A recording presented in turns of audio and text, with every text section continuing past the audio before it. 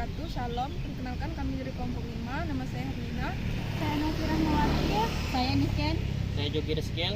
Di sini kami akan memaparkan tentang pengambilan keputusan dalam pembangunan kesehatan di daerah 3T.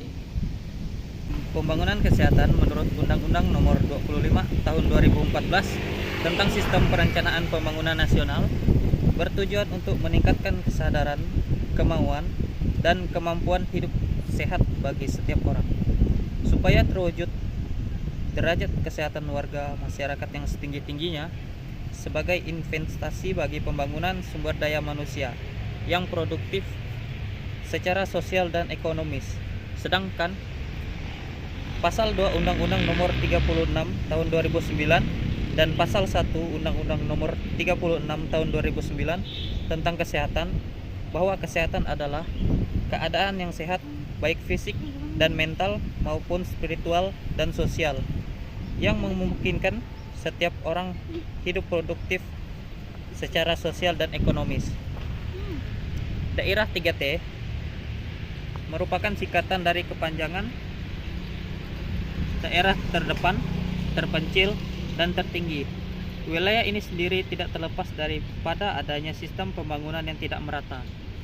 Alasannya, pembangunan yang berkaitan pada aspek edukasi nasional.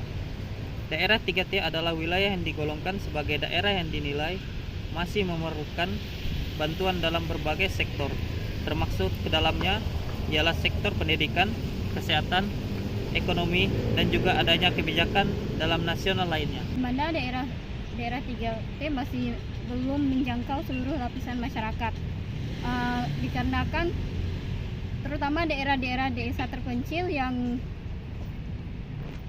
secara geografis masih banyak kekurangan, secara geografis sulit dijangkau, dan di mana kondisi tersebut mengakibatkan berbagai dampak kesehatan bagi masyarakat di daerah tersebut. Kondisi tersebut mengakibatkan ketidaksetaraan kesehatan di daerah 3T, di mana mengakibatkan kesulitan untuk meningkatkan kesehatan di masyarakat daerah 3T. Kriteria daerah terpencil. Yang pertama yaitu keterbatasan dan ketiadaan pesaranaan dan perubahan lautan dan daratan menuju ke wilayah tersebut. Yang kedua yaitu keterlambatan dan ketiadaan dalam pelayanan umum di bidang administrasi pemerintahan, pelayanan kesehatan, pertanian, penyuluhan, serta kesempatan untuk melanjutkan pendidikan pada tingkat sekolah lanjut tingkat pertama atau SLTP. Yang ketiga yaitu kelangkaan dan sangat mahalnya harga bahan-bahan kebutuhan pokok serta kebutuhan sekunder lainnya. Contoh kasus yang kami ambil adalah Temajuk di Kabupaten Sambas.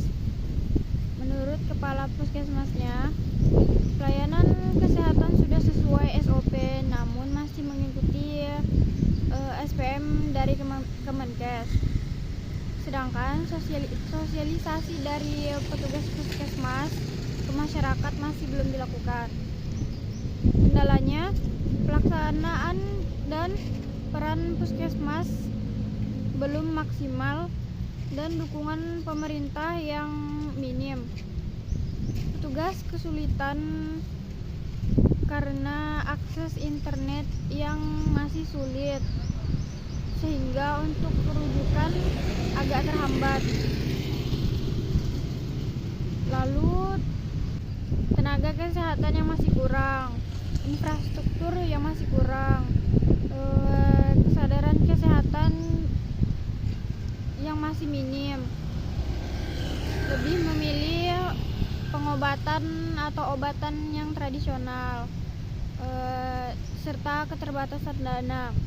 Solusinya penyediaan sarana dan prasarana kesehatan dan teknologi untuk lebih memadai, membuat dan menjaga kesehatan, dan pemberian jaminan sosial kesehatan yang sesuai kebutuhan masyarakat. Sekian pemaparan video dari kami. Jika ada kesalahan mohon dimaafkan. Wassalamualaikum warahmatullahi wabarakatuh.